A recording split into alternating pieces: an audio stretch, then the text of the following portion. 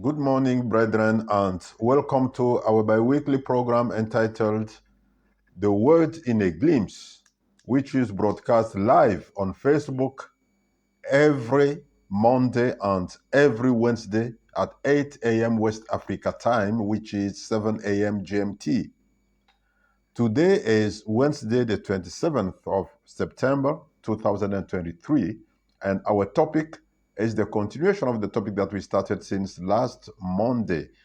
Monday last week, and which is entitled God Commands You to Be Fruitful. So today is part 4 of this teaching. God commands you to be fruitful, part 4. Let's read Luke chapter 19, verses 1 to 7. Luke chapter 19, verses 1 to 7. Then Jesus entered and passed through Jericho. Now, behold, there was a man named Zacchaeus who was a chief tax collector, and he was rich. Sorry. And he sought to see who Jesus was, but could not because of the crowd, for he was of short stature. So he ran ahead and climbed up into a sycamore tree to see him, for he was going to pass that way.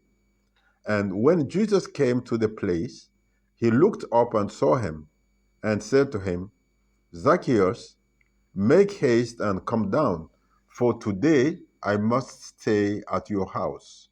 So he made haste and came down and received him joyfully. But when they saw it, they all complained, saying, He has gone to be a guest with a man who is a sinner. Let's read again. So it is Luke chapter 19, verses 9 to 7. Then Jesus entered and passed through Jericho. Now behold, there was a man named Zacchaeus who was a chief tax collector, and he was rich. And he sought to see who Jesus was, but could not because of the crowd, for he was of short stature. So he ran ahead and climbed up into a sycamore tree to see him, for he was going to pass that way. And when Jesus came to the place, he looked up and saw him, and said to him, Zacchaeus, make haste and come down, for today I must stay at your house. So he made haste and came down and received him joyfully. But when they saw it, they all complained, saying, He has gone to be a guest with a man who is a sinner. See, the story of Zacchaeus is a very good illustration of somebody who is seeking to meet fruitfulness, somebody who is seeking to be fruitful. Zacchaeus actually had a firm desire to see Jesus Christ. Zacchaeus was a chief tax collector, and he was rich. One could think that he didn't need anything else. He belonged to the highest level of society. In other words, he was a very important person. Yet at the same time, he also was among the most hated persons in the Hebrew society. Why? Because he was a tax collector and thus a collaborator of their colonial masters, the Romans. So Zacchaeus had a goal. He had an objective. His goal was to see Jesus. Maybe he has been praying that one day Jesus passes through Jericho, where he was residing. And finally, on that particular day, Jesus entered Jericho. Jesus decided to pass through Jericho on that particular day. And Zacchaeus said, today will be my day. I have to see that man, Jesus Christ. So on that particular day, Zacchaeus could finally meet his objective. He could finally fulfill his goal. He could finally see Jesus Christ. Yet Zacchaeus had a big problem. There were many obstacles preventing him from seeing Jesus Christ, from reaching his goal. You see, being fruitful for Zacchaeus on that particular day was succeeding in seeing Jesus Christ. So if he ever succeeded in seeing Jesus Christ on that day, Zacchaeus would conclude that he had been fruitful. Being successful for him in that way was to bear fruit, to be fruitful. Not succeeding in seeing Jesus would make Zacchaeus conclude that he was unsuccessful. So every time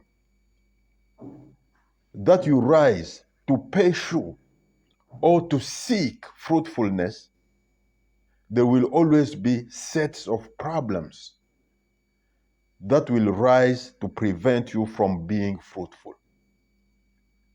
Just as was the case with Zacchaeus. And some of these hindrances may be inherent to you, while others will be outside you. Now, Zacchaeus wanted to see Jesus Christ, but there was a big crowd all around Jesus Christ. People were surrounding Jesus Christ on all sides.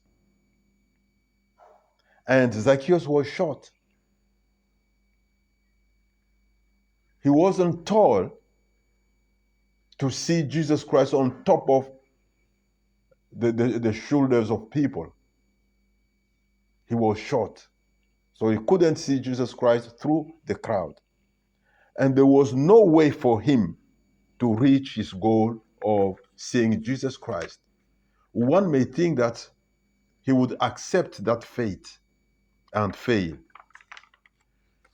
especially as he couldn't ask anybody in the crowd to help him sneak his way to the front of the crowd. He clearly knew that those people in the crowd hated him. He knew that nobody would ever accept to let him sneak his way to the front of the crowd, because all of them hated him. They considered him as a collaborator of the colonial masters, the Romans. In fact, some of them hated him because he was a tax collector and thus a collaborator of the Romans, but some others hated him because he was rich. And still some others hated him because he used to take money to take money and other things from them by false accusations. So there were three reasons why people hated him. The first reason was because he was a tax collector and thus a collaborator of the Romans. The second reason, because he used to take money and things and other things out of, let's say, by false accusation. He used to take money and other things from them by false accusations. And the third reason was because he was rich. There are people who would be jealous and hate you only because you are well-to-do, only because you are rich, only because you have something that they don't have, and they hate you for that. That is jealousy. Maybe one day we may talk about it, but let's know that those were the three reasons why people hated Zacchaeus. You see, crowds will always try to prevent you from being fruitful. Crowds will always try to prevent you from meeting your goals, from fulfilling the will of God in your life. Moreover, not everyone around you would be happy to see you succeed, to see you be fruitful. Many people would instead see you fail, or would instead want to see you fail in anything that you do, for them to laugh at you and scorn you.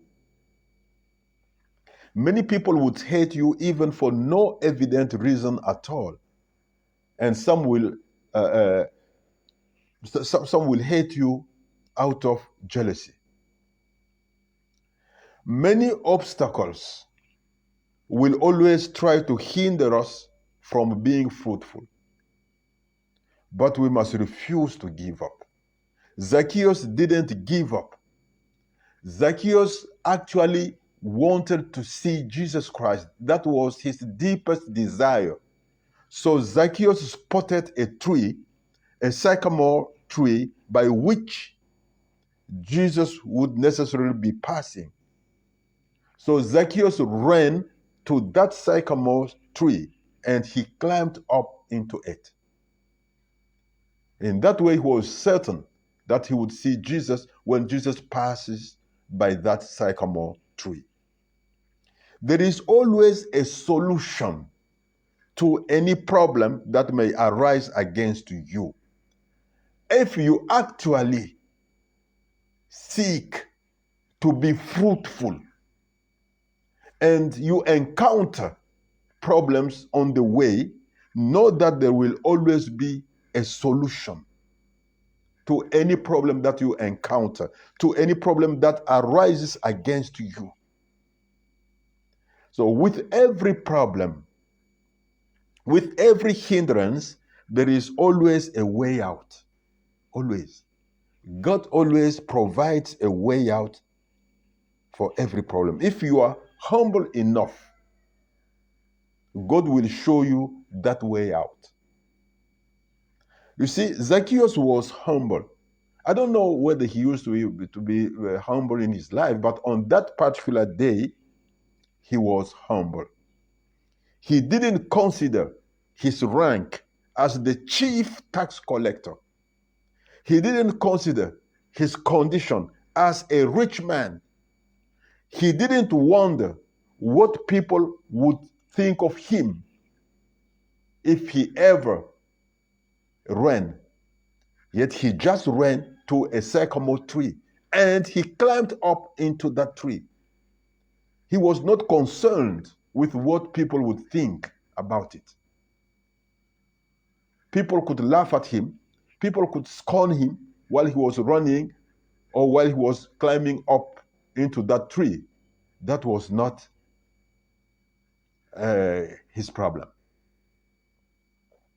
It's not Zacchaeus.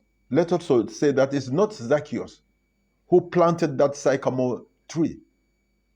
And that sycamore tree didn't belong to him. Yet the sycamore tree was there, and Zacchaeus seized that opportunity of its presence to find a solution to his problem. There is always a solution to every problem, and the solution is already there. When there is a problem, there is always a solution. You are the one to find that solution. If you are humble enough, God will show you the solution to that problem. God will show you the way out. So you must always seize all the opportunities that offer themselves to you to reach your goals, to be fruitful. You must not waste your precious time wondering what others would ever be thinking of your firm desire to do the will of God, of your firm desire to be fruitful. Many people around you will always seek to discourage you or to hinder you from doing the will of God, from being fruitful. You must not give up. In fact, there are many enemies of fruitfulness. The enemies that do all to prevent us from being fruitful. The main enemies derive either from inside ourselves, as we already said, or from the external world around us. Most of these enemies of fruitfulness are, first of all, fear.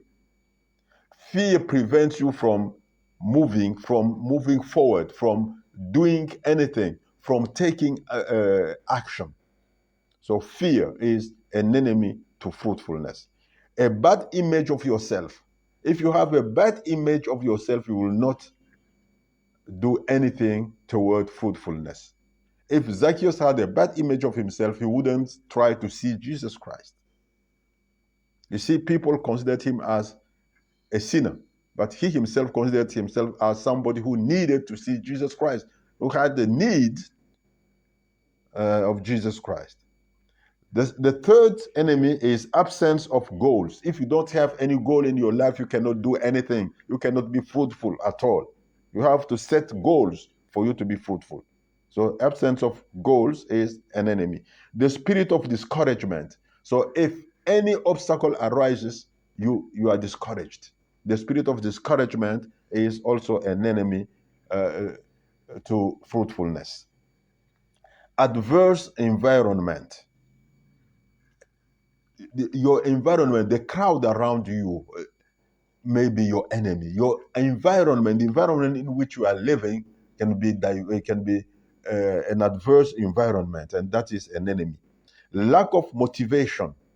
Lack of motivation is also an enemy for fruitfulness. And perfectionism. You want to be perfect. You don't accept what you have already done to be fruitful. You see that you have the impression that is not enough, that is not perfect enough. You want it to be more perfect than that. At the end, you might end up doing nothing good toward fruitfulness. Yet you must know that despite the presence of all those enemies, God also puts a sycamore tree on our way to fruitfulness, to help us be fruitful. You see, when I say sycamore tree, it means all those opportunities that God puts on your way to fruitfulness. All the people that He puts around you to help you. All the occasions, the situations which may push you toward fruitfulness. So God pours out His grace into our lives, and God provides us with means to be fruitful. Not only has He already put the seed of fruitfulness in us, but He still gives us means. He provides us with means that can push us forward to fruitfulness. And to be certain to be fruitfulness, one needs a number of things in his life. The first thing, if you want to be fruitful, you need clear and precise goals. You need to set clear and precise goals. Secondly, you need to have a firm desire to be fruitful. You have to desire it firmly, deeply, profoundly. You have to desire to be fruitful for you to actually be fruitful. Thirdly, you must be a man of action or a woman of action. If you are a man or a woman of action, then you can actually do all to go toward fruitfulness and be fruitful. Fourthly, you have to be determined. So determination, you need determination to be fruitful, because you will meet obstacles on your way. If you are not determined, you may give up. And thirdly, you have to be thirsty for excellence. You have to seek to improve yourself always, not to be content of the level that you have reached.